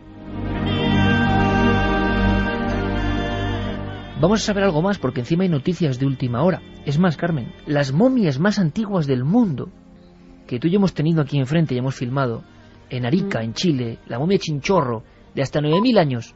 Ahora, curioso, esta semana se descubre que muchas de ellas habían muerto y eran enterradas con esas máscaras por el mal de Chagas, como una maldición antigua. Sí, se ha descubierto varias cosas sobre las momias Chinchorro. Aparte de que muchas de ellas, después de hacerle las pruebas de ADN a algunos de los pelos, el 90% de ellas, decían los estudios, han dado los resultados que habían estado infectadas por el mal de Chagas, que además era pues un mal que se daba mucho en esa zona precisamente porque tenían las chozas en las que vivían estas momias Chinchorro de hace 7.000 años, recordemos que tienen entre 7.000 y 9.000 años, al parecer vivían en una especie de cabañas que eran tapadas con unos techos de paja donde se ocultaban ellas. Se ocultaban estos bichos. Y por ello, claro, si prácticamente se conoce hace nada, a principios del siglo XX, pues imagínate, hace 9.000 años no tenían ni idea de por qué morían, además niños muy pequeños. Muerte súbita. Claro, porque como verás y como vimos en las momias de Chinchorro, muchos de ellos eran niños muy pequeños, incluso recién nacidos. Pues en este caso se ha descubierto... Además, sin ningún tipo de herida ni enfermedad, solo haciendo la autopsia, ya en tiempos recientes, se descubría la autopista que había creado el mal de Chagas. Exactamente. Dentro del cuerpo. El mal de Chagas y también el arsénico que contenía el agua donde la mayoría de personas que ahora pertenecen a las momias Chinchorro vivían en aquella zona. Una zona que se llama Camarones de Chile. Pues imaginaos ahora la siguiente escena, por favor, para contrarrestar con todo el mal que hemos contado antes. ¿Os imagináis a una química que ha inventado una pintura que elimina insectos y que le ofrecen el contrato de su vida y que algo pasa y que decide marcharse a salvar a esta gente para emplearse con su ciencia contra el vampiro? Un vampiro que, cuidado, de una cosita casi invisible a que en tu cuerpo se forme como una uva de tu propia sangre, eso si no es un vampiro, que venga Dios y lo vea. Vampiro real, aunque hay más animales que hacen esto. Bueno, pues al parecer un doctor boliviano que veía cómo su familia moría, que veía cómo su gente de su pueblo moría y que por una de esas casualidades increíbles coincide de alguna forma en el espacio y el tiempo con la doctora, le hace tomar esa decisión. Una decisión que ha cambiado su vida, porque Pilar Mateo, la doctora titulado del CSIC, Química. Lleva 12 años en Bolivia, trabajando prácticamente sola para salvar a la gente del mal de Chagas. Ella ha dejado las teorías y se ha puesto manos a la obra. Me parece increíble. Hay una antigua leyenda, es sorprendente, que anunciaba en siglos pasados que un insecto como un vampiro de alguna forma iba a arrasar a ese pueblo. Y había una leyenda de que un ángel blanco iba a llegar a salvarles. Es increíble, así que qué mejor. Vamos a hablar con la protagonista de esta historia, la doctora Pilar Mateo. Buenas noches. Hola, buenas noches, sí, quería a todos tus oyentes. Buenas noches a todos. De verdad que mi enhorabuena, mi absoluta felicitación. Nos reconcilias con el género humano. Y eso está tan difícil, ¿verdad?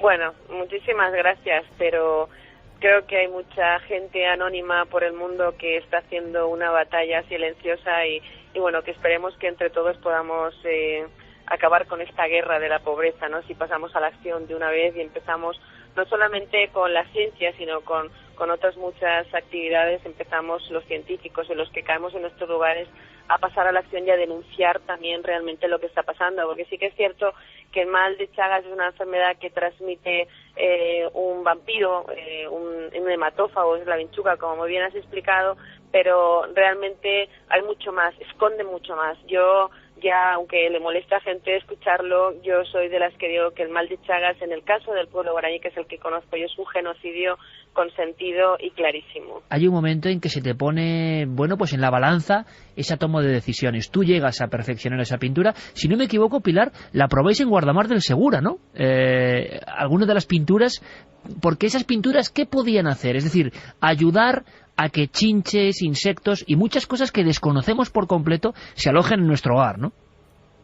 Sí, bueno, estaba pensada para trabajar en aquello que está conviviendo, aquellos insectos que habitan en el hábitat humano que no tienen por qué estar. Y sobre todo porque todos los insectos, si existen, es porque tienen una función que hacer, pero no tienen por qué estar estropeándonos la vida, ¿no? Y entonces, bueno, pues estaba pensada, muy diseñada con el tema de microcápsulas, que cuando llevan los reguladores del análogo de la hormona juvenil, controlada para hacer ese control biológico. Entonces, se probó en Guardamar, pero allí fue para un tema de mosquitos, pero antes se había probado. Yo estuve trabajando en Israel 3 años, gané el concurso de la refinería de Haifa. Efectivamente, pues funcionaba para los mosquitos, la cucaracha y todo esto, sí. Estaba pensado para aquí, para el primer mundo. Y llega un momento, Pilar, que te llega una oferta increíble. Vemos a una chica realmente, ¿no?, que sigue, digámoslo así, el árbol genealógico del negocio paterno, pero que decide investigar, que decide no estar solo pensando en ciertas cosas más materiales, sino ir un poco más allá, investigar, profundizar. Y de pronto vemos una escena, en la siguiente viñeta, si te parece, que sería que de Argentina te llega un ofertón impresionante para que tu pintura actúe allí, y parecía todo programado para que tú te fueses a Argentina, o por lo menos la patente de tu pintura viajase a Argentina, donde tenían un gran problema, ¿no? Sí, vinieron a buscarme de Argentina. Había una persona que era un empresario, que lo veía como empresario, y realmente yo me voy. A mí, cuando me vino a hablar de que podía que existía la vinchuca, tal, yo le dije: usted lleve el producto y si funciona, pues allí que nos vamos para firmar un contrato.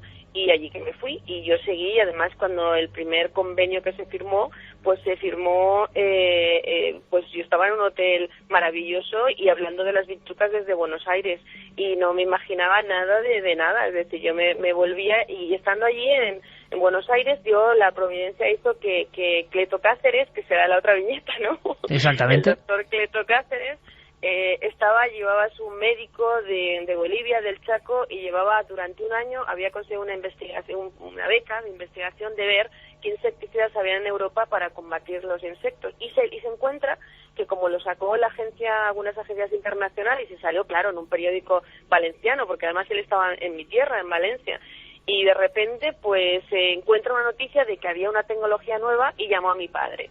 Y mi padre, me acuerdo que me llamó corriendo a Buenos Aires y me dijo: hija mía, aquí hay un chico de Bolivia, bajito, que me habla de indios, de muerte, de no sé qué. Y bueno, y le dije, bueno, pues que espere, que yo vuelvo, y bueno, efectivamente regresé y me impresionó muchísimo. Ahí Pilar, sí pero fue aquí hay una clave, yo creo, aquí hay una clave muy importante y que a mí por lo menos me ha impresionado, ¿no? Y me la he imaginado a mi forma. Una persona como tú, con ese éxito en la mano de que su investigación y su pintura que repele insectos va a ser, digámoslo así, bueno, pues fundamental en Argentina, un acuerdo con gente incluso que tiene que ver con el gobierno, en fin, todo, digámoslo así, muy bonito, en un hotel de 5 estrellas.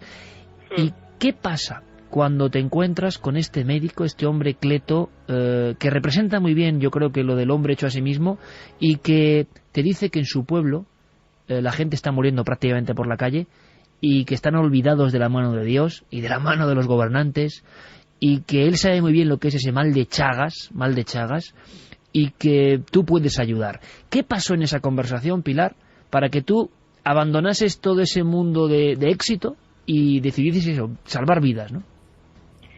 Bueno, sinceramente en un primer momento yo creo que me acompañó la prepotencia que nos caracteriza a los occidentales, pensando que lo vamos a solucionar todo. Yo creo que ahí se unía todavía a esa parte de que, bueno, han venido a buscarme, porque desde la distancia él me hablaba que se moría su pueblo, que tal, me impresionó muchísimo. Dije, bueno, yo voy a salvar a millones de personas y va a ser fácil, voy a llegar allí en un mes y lo voy a solucionar. Y entonces sí que fue difícil, porque cuando fui a mis padres y mis hijos que eran pequeñitos, y les dije, mira, me voy todo porque la gente se muere, creo que tengo que estar ahí. Pero sí que había una parte de mí que decía, bueno, yo me impresionó muchísimo pensar que mi tecnología puede salvar vidas, pero sobre todo la parte que creía que lo iba a hacer. También estaba esa parte que iba a ser facilísima, que iba a llegar allí y que con mi tecnología iba a pintar todo y que en un mes acababa el problema que duraba 100 años. ¿Y qué te encuentras, Pilar? ¿Hay alguna descripción en el libro, El vampiro de los pobres, que ha editado La Esfera de los Libros? ¿Hay alguna descripción, pues, de lo que fue un antiguo reino bien misterioso y bien extraño, ¿verdad? Los guaraníes. Tú llegas allí y te das cuenta entonces del calibre, del problema, del vampiro real y del abandono, ¿no?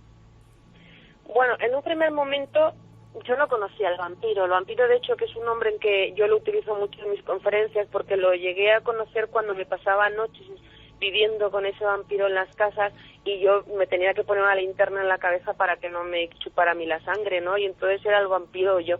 Y entonces al final me acuerdo una vez que estaba muy cabreada por la noche y dije, esto es un vampiro, estoy hasta las narices. y bueno, de ahí salió lo del vampiro y el vampiro de los pobres, evidentemente, porque este hematófago es tan cobarde que actúa por la noche y a oscuras, ¿no? Bueno, pues yo llegué realmente, creo que ha sido la vez que más me he emocionado, porque luego, claro, evidentemente cuando se ha muerto tanta gente en mis brazos de una muerte súbita, he padecido tantas cosas que tienes que estar contenta, incluso acompañar en la muerte es muy importante a la gente y tienes que hacerte fuerte, ¿no? Pero yo llegué y me acuerdo que me habían dicho que estaba a 200 kilómetros y decía, bueno, 200 kilómetros, eso en 2 horitas, 3 horitas estoy ya en Camiri, llegarán enseguida los botes de pintura, me pondré a pintar. Pero pasó que no habían carreteras, pero es que no había ni siquiera un barecito, ni había nada por el mitad del camino, absolutamente nada, ni nada, y empezabas ya, pues sobre todo las mujeres les tenemos mucho más problema cuando quieres ir al baño en la selva, y claro, yo no estaba preparada para esa vida, pero llegué pensando que iba a estar durante pues 3, 4, 5 horas, pero llevaba 9 horas ya de camino y nunca llegaba, y además como era época del Niño y llovía, pues el suelo se te quedaba trancado el carro, y no podía seguir. Y entonces me habían estado esperando en un pueblo en Gutiérrez, a mitad de camino, se habían enterado que una especie que hacían un curso como de enfermería, pero eran unas madres que les daban cursos de higiene, algo así, y se habían enterado que había una tecnología nueva. Pero yo llegué, me estaban esperando desde las 5 de la tarde, yo llegué a las 3, a las 4 de la mañana, ya no recuerdo, y cuando llegué las tenía todas allá, eran 40 mujeres que estaban estudiando, se habían quedado en sus comunidades allí, y llegué yo, y yo fíjate que estoy acostumbrada a hablar en público, y me puse a llorar como una tonta, porque me sentía incapaz de darles una respuesta, porque no sabía si iba a funcionar. Me sentía impotente, decía, bueno, me están esperando por sobrevivir, sus hijos me están hablando que se muere, y yo estoy aquí, y vengo como una tonta, y yo no sé si voy a servir. Son casas sin paredes, gente malnutrida, y entonces, pues claro, empiezas a vivir, y es que la gente no tenía ilusión, es gente enferma. Y empezó así, y empezó muchos años con muchas patadas, porque no interesamos, porque es muy duro. O sea, Mi proyecto ya no, ahora ha crecido muchísimo, pero ha sido durísimo. Entonces, cada tantos años demostrando que allí no llegaban ni investigadores a evaluar ni nada, porque es un sitio muy difícil. Bueno, pues de lo que dice, que siempre he comentado, que fui como científica y me volví indígena, ¿no? Y entonces, al final, pues la ciencia está haciendo muchísimo, pero sobre todo está para la movilización social, que es lo que hemos conseguido, que ha crecido muchísimo el proyecto, y donde quiero invitarte a que vengas, que tenemos una radio ya que llega a 80.000 mujeres todos los días, y que desde allí podríamos hacer el programa directo con la Pachamama, con la tierra, con el magnetismo, para todos tus personas que te están escuchando. Ojalá, que son Pilar, amigos de tu programa. Ojalá, porque además son temas muy, muy comunes, y además has logrado que haya luz en un sitio de mucha sombra, porque cuando leemos algunas descripciones de lo que el mal de Chagas, de lo que la vinchuca, de lo de este vampiro actuando sobre la sangre, además con esa, tú lo has dicho, cobardía, ¿no? En plena noche, cayendo desde las grietas de las casas y posándose sobre cualquier persona. Y luego personas que de repente caían fulminadas en la calle poco tiempo después, o a los 15 o 20 años, que es el enigma de este mal de Chagas. Hay imágenes construyendo paredes, levantando casas, con una movilización que nos parece increíble. Evidentemente esa gente te consideraban una enviada, ¿no? Prácticamente. Bueno, hay muchas historias que habrás leído, lo del Ángel Blanco y todo eso, que bueno, pues porque hay una cosa muy curiosa, en el mundo guaraní ha sufrido muchísimo, son grandes guerreros, pero han sufrido varios genocidios a lo largo del siglo pasado y del anterior. Y entonces hubo una matanza en Curuyuqui, que en 1800 algo, que metieron a todos los niños y las madres, los metieron en una iglesia para refugiarlos, que no muriesen de la guerra que estaban sufriendo.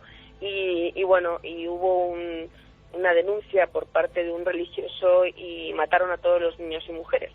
Entonces, de hecho, luego el obispo de hace unos cuantos años pidió disculpas también, eso es así. Entonces, decidieron nunca más someter a sus hijos y a sus mujeres a este problema de guerra. Y por eso viven en zonas tan difíciles. Entonces ellos, cuando hay un guerrero que se pone delante de una batalla, le llaman el burubicha, el gran burubicha, el gran capitán grande. Y parece que hubo un burubicha Wasu, hace pues ya muchos años, que predijo que iba a haber a final de siglo un genocidio que le iba a transmitir un insecto, pero que no se preocuparan, que llegaría un ángel blanco de tierras lejanas que lo solucionaría. Y como yo llevo un mono blanco, siempre voy con mi mono blanco cuando voy a pintar, pues bueno, han pensado que la leyenda se había convertido, y de ahí viene la historia del ángel blanco. Ahí es donde aparezco yo. Y donde realmente también me hicieron su burubicha, hace 4 años me hicieron embajadora del pueblo guaraní y burubicha Wasu, y bueno, y me siento pues muy orgullosa de ser guaraní. La pintura pues me ha costado muchísimo, porque no interesaba, porque una cosa que estaba diseñado para haber sido mi padre, millonario del primer mundo, de repente lo arruino casi, porque nunca llegaba a los resultados, nadie llegaba a evaluarme, yo no podía publicar, yo estoy para salvar vidas, no tengo tiempo de estar publicando, y tenían que venir a publicar otros, a evaluarme. Al final sí, tuve la suerte hace 2 o 3 años que vino para mí uno de los mejores expertos, Ricardo Pinto de Brasil, que llegó a decir que eso era la vacuna de las casas. David Gorla de Argentina han empezado a sacar datos, y claro, ya no se puede parar. O sea, lo que pasa es que claro, 12 años viviendo allí, pues ya me he hecho una rebelde, y ahora voy con mi brocha pegando a una vinchuca de 6 patas y a lo que se ponga por medio que lleva de 2 para denunciar lo que pasa. Porque de verdad, Iker, sabemos cómo hacerlo, no solamente en el mal de Chagas. Sabemos, la mitad del planeta se muere de lo que ya está solucionando el primer mundo, y no podemos ir con la hipocresía permanente de hablar de la ciencia, de cosas sofisticadas. Lo hemos solucionado aquí. La malaria se solucionó en España en el año 59. ¿Y qué hacíamos? Pues con tratamiento vectorial, con tratamiento clínico en las personas e higiene. Así que, bueno, volverte a invitar para que vengas a nuestro programa. Desde allí yo desde luego te digo una cosa, yo cuando estoy aquí, no llevo una semana, ya me duele la espalda, ya estoy ahí cansada, y allí parece que tengo 20 años y que vuelvo a empezar, y bueno, una marcha tremenda. Pues ¿no? Y luego aprendo muchas cosas allí. Pilar, con esa energía y con ese mensaje, sin duda alguna la historia del ángel blanco, no me cabe la menor duda, Invitamos a mucha gente, si te parece, a que se acerque a esta crónica tremenda y a la vez yo creo que esperanzadora, ¿no? El vampiro de los pobres, la historia de Pilar Mateo, a la que agradecemos muchísimo estos minutos y que, te lo vuelvo a repetir, historias como la tuya nos reconcilian con nuestra propia especie, a veces tan demoníaca, ¿no? Pero todavía hay ángeles blancos que nos dan ese respiro. Pilar, un abrazo muy fuerte. Pues nada, muchísimas gracias, Iker, y sobre todo no nos olvidemos que los periódicos son para el olvido y los libros para la memoria. Y ya hay un libro que continuamente lo podéis tener en vuestra cabecera para recordar que un mundo sí que es posible con el conocimiento en acción. Así que a ponernos en marcha todos. Claro que Muchas sí. Gracias. Todo un ejemplo, enorme. Pilar, un abrazo muy fuerte, amiga. Gracias. Gracias.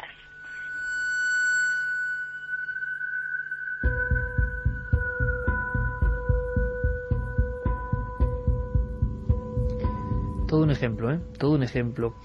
El río que baña esta zona del Chaco boliviano se llama Parapetí, que significa en lengua indígena crimen o muerte. En 4 casas, las primeras 4 casas analizadas, se encontraron moscas, mosquitos, alacranes, arañas, garrapatas, pulgas, cucarachas, y en 4 casas 1.700 vinchucas o vampiro de los pobres. Un dato más, yo hablaba de un signo, ¿no? Un signo que precede a la muerte. El ojo convertido en bola, perdido la visión, en bola negra. Es que me impresionó. Desde 1930 aproximadamente se le llama signo de Romaña. Cecilio Romaña, un médico argentino que se desplazó a estos lugares, fue el primero en definir la profecía, la terrible profecía de este chupasangres. Me dice Yerey Martínez, desde el otro lado de la nave, que pocas veces ha escuchado una definición tan terrible de un vampiro. Esto supera, ¿verdad, Yerey?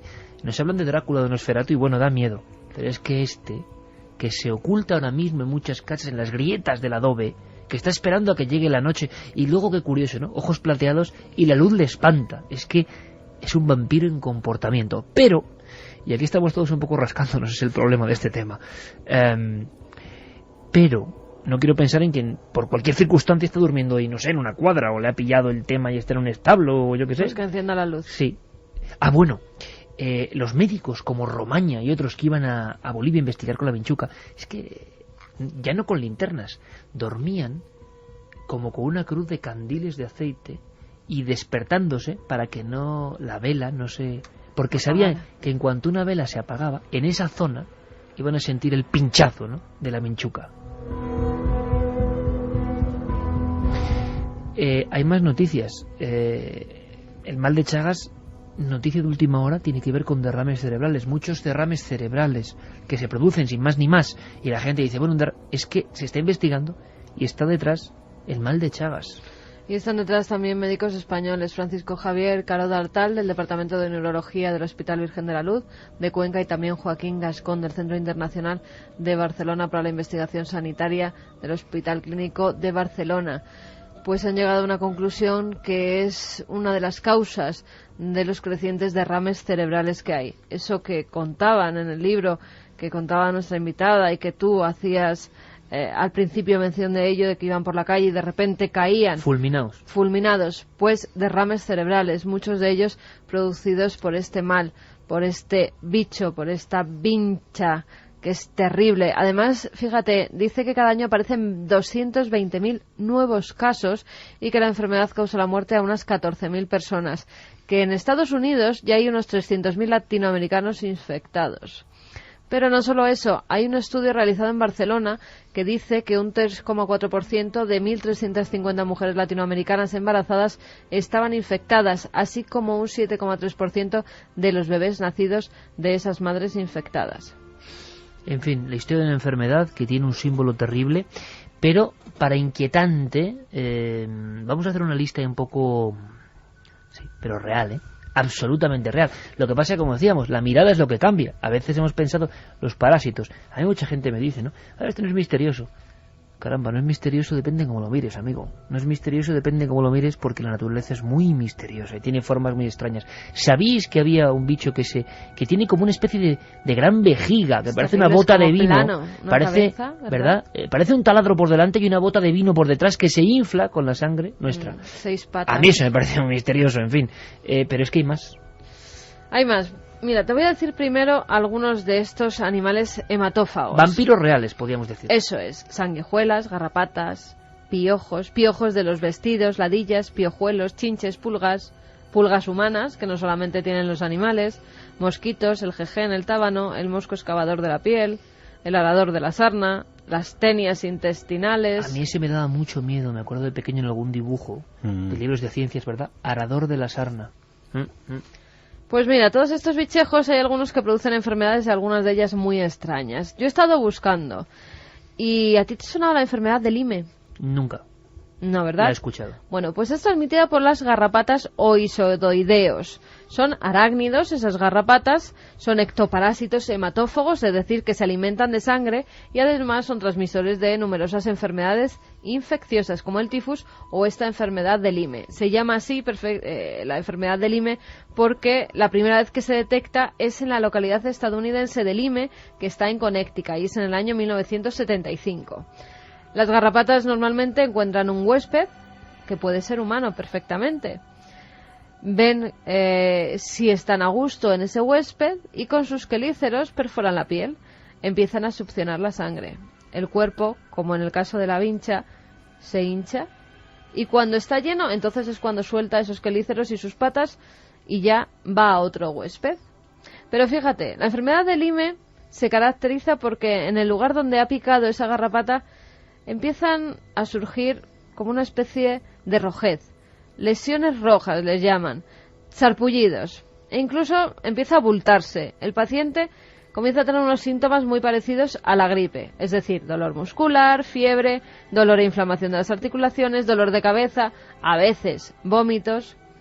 Si no se tratan esos síntomas, que se pueden tratar como una gripe, va a dar lugar a otros síntomas todavía peores. Palpitaciones cardíacas, alucinaciones, parálisis facial, deterioro del lenguaje, visión borrosa, insomnio, desmayos, falta de aliento, pérdida de audición, dislexia e incluso ansiedad.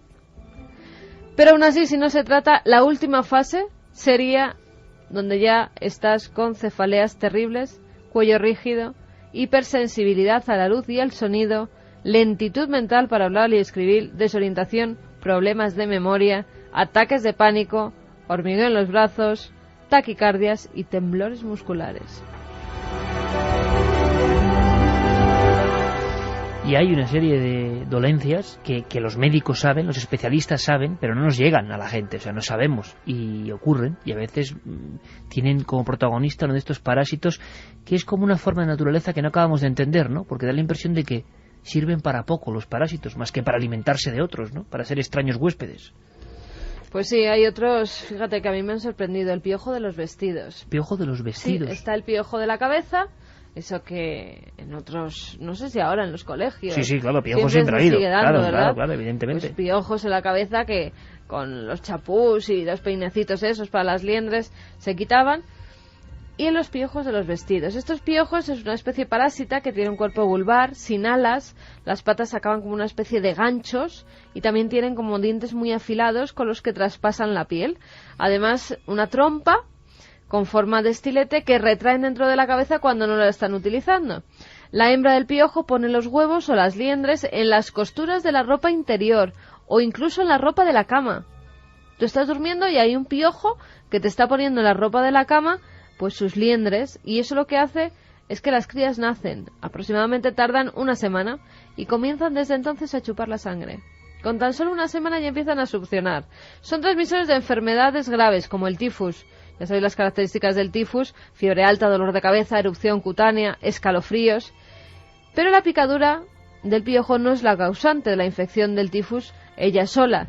Son las heces de los piojos que dejan sobre la piel las que rebosan de bacterias, una bacteria que se llama Rickettsia, que cuando el humano se rasca, esas picaduras igual que la de la vinchuca, igual extienden las heces por la herida y así facilitan el acceso de las bacterias al interior del cuerpo. Cuando nos pica uno de estos piojos, también lo que puede causar es anemia. Hay personas que empiezan a tener una anemia muy fuerte, no saben de qué es, y han descubierto pues que en su ropa interior han encontrado esos piojos de la ropa. Ha habido algunos reportajes antes, ¿verdad?, de National Geographic o de otros, mostrando estos seres vampíricos reales de cerca, muy de cerca.